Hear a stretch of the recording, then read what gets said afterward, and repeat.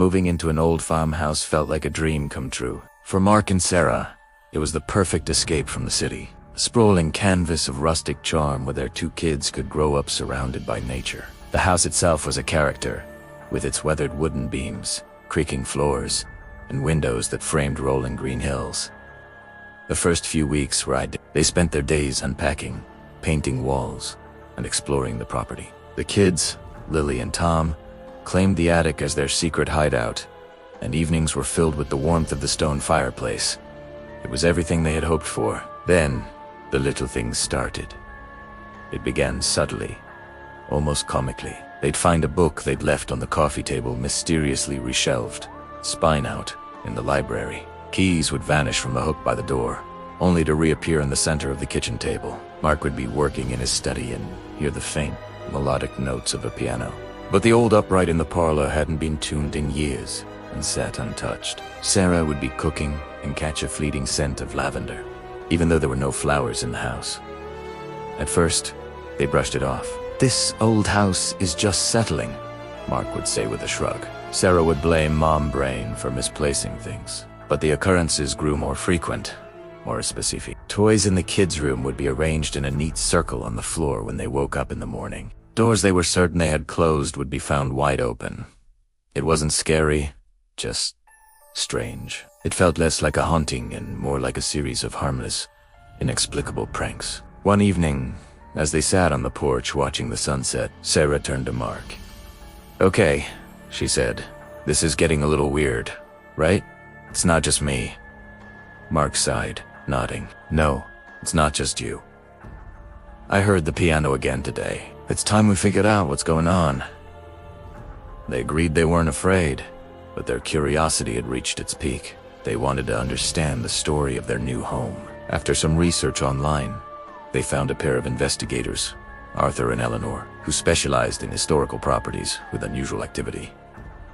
They weren't ghost hunters in the dramatic sense. Their website described them as historical researchers with a sensitivity to environmental energies. Their approach was quiet, respectful, and academic. A week later, Arthur and Eleanor's sensible sedan pulled up the gravel driveway. They were a reassuring presence at .com, older couple who looked more like university professors than paranormal experts. Arthur, with his tweed jacket and gentle eyes, carried a worn leather satchel. Eleanor, her silver hair in a neat bun, had a warm, perceptive smile. They sat with Mark and Sarah in the living room, listening patiently as the couple recounted the strange events. They didn't scoff or instead, they asked thoughtful questions. "When did you first notice the piano music?" Eleanor asked. "And the books, are they always from a specific genre?" Arthur inquired. They spoke with the kids too, who excitedly told them about their toys arranging themselves. Arthur and Eleanor listened with genuine interest, making Lily and Tom feel heard and not dismissed. After their initial conversation, they explained their process. "We're here to observe and understand," Arthur said. "Our goal is to learn the history of this house and its former occupants. Often, these phenomena are just echoes of the past, patterns of energy left behind." With the family's permission, they began their work. It was a slow, methodical process. Eleanor walked through the house, her hand lightly grazing the walls, her eyes closed in concentration.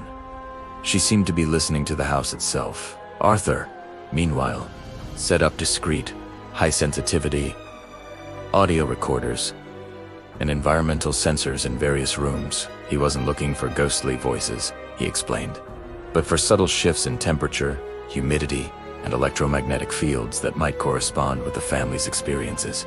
He spent hours in the local town archives, poring over old deeds, census records, and newspaper clippings. He was building a timeline, a biography of the house and the people who had lived and died within its walls. He discovered the farmhouse had been built in the late 1800s by a man named Samuel, a schoolteacher, an amateur musician. Samuel had lived there with his wife, Elspeth, who was known for her love of literature and for growing lavender in her garden. They had a young daughter named Clara.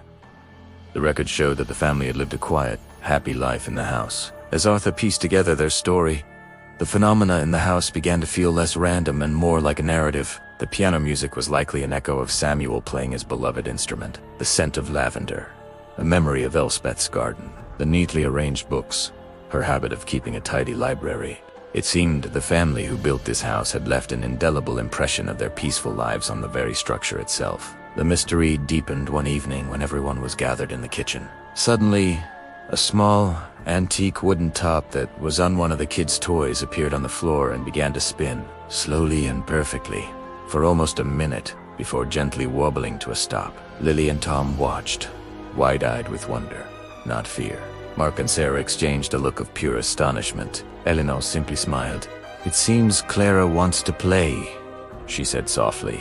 It was a beautiful, puzzling moment. There was no sense of menace, only a quiet, curious presence making itself known. The investigators explained that sometimes strong emotional attachments can leave a lasting imprint, a residual energy that replays certain actions or feelings. Convinced they were dealing with the gentle, lingering energies of the original family, Arthur and Eleanor decided it was time to help those echoes find peace.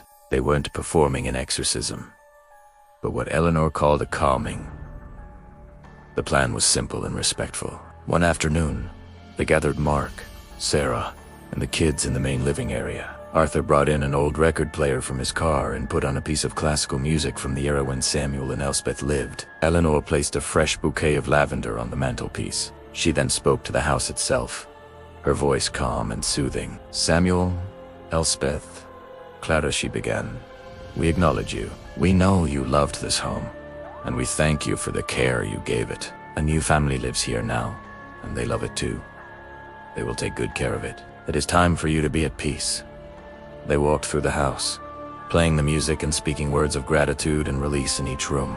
They acknowledged the piano music, the love of books, the joy of a child's game. It was a quiet, dignified ceremony of transition. Mark and Sarah held hands, feeling a profound connection to the history of their home. The kids watched, understanding that this was something important and kind. As the sun set, casting long, golden rays through the windows, a palpable sense of stillness settled over the farmhouse. The air felt lighter, clearer. The subtle tension that had hummed just beneath the surface was gone, replaced by a deep and abiding tranquility. In the days that followed, the house was quiet.